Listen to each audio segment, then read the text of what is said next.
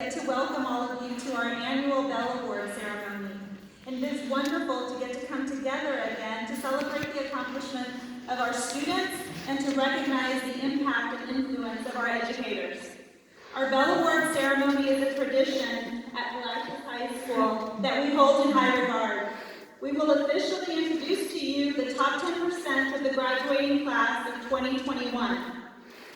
Each of these students will then honor an educator who has made a positive impact and lasting impression in their lives and present them with a bell.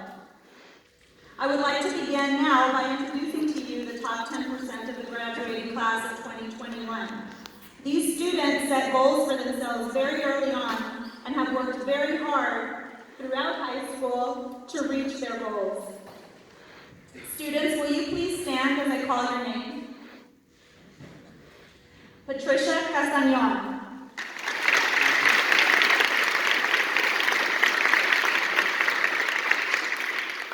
Macy Wilson.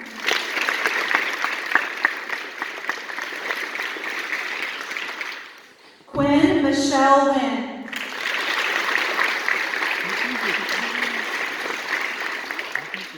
Nikki Wynn.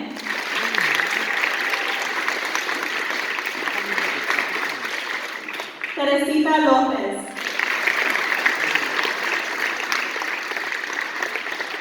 Cindy Lopez.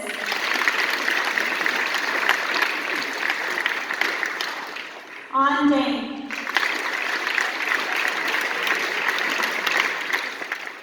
I'd now like to recognize and present to you the salutatorian of the graduating class of 2021, Tony Lamb.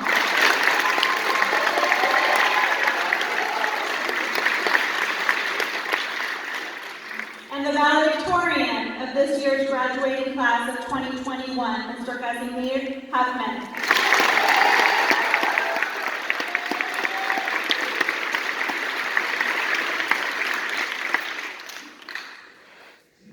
I now ask that you give these students your attention as we begin our Bell Award ceremony.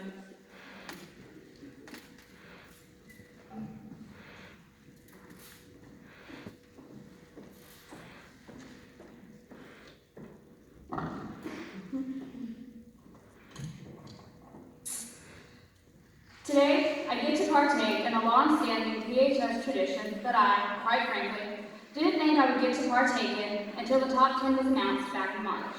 As much as I envisioned this moment in my head, as I spent many long minutes, hours, writing this speech, it's surreal to finally be up on this stage. I will now spend the next, hopefully, 10-ish minutes, give or take, thanking those educators that helped me, nudged me forward, propelled me forth, accelerated me, advanced me further, flung me ahead, progressed me onwards, threw me, launched me, helped me to go from a caterpillar to a butterfly, out of the cocoon and into the great wide world, and helped me to become the student I am today. But first, even though this speech is about the teachers that contributed and helped me the most in my educational career, I have to start by thanking all those that were in the front of the classrooms, teaching and bossing me around, my parents and siblings, the ones who graciously bossed and taught me in the comforts of my home. So to my mom and my dad, thank you for always caring and loving me unconditionally. I know it's not always dealing with me, but I'm glad you stuck it out. I think I turned out pretty great. I love you both, and I'll miss y'all when I'm in Beaumont next year. To my siblings, Nick, Art, Kat, Lizzie, Murray, Tom, Mark, Tracy, Tom, Tor, Becca, and Peter. Thanks for being the best siblings anyone could ever ask for. To my older siblings, you've been some of the greatest examples and role models of what not to do, and I really appreciate it. Oh yeah, you've been some good examples of what I should strive to do too, especially Murray. I don't know where I would be with all this college and life stuff if I didn't have you to ask about it. I love y'all even if I don't always show it. To my younger sisters, Tor, Becca, and Vera, I guess this is as good of a time as any to tell you that I'm putting in my resignation from the little girls. Although I don't think I'll be let go that easily. For as much as we fight and argue over the littlest things, I love y'all and I'm going to miss y'all next year when I go to college. It just won't be the same not having y'all around. Victoria, don't go too crazy with decorating the room. To my in-laws, Victoria, Kaylee, and Juan, y'all have been some pretty great extensions to the family. I love you all as well, and I'm especially going to miss randomly running into Victoria on her way to fix a computer somewhere. Since kindergarten, I've been in school with the same students. We've seen one another grow up, we've seen each other change, and we'll be there to say goodbye to one another in May.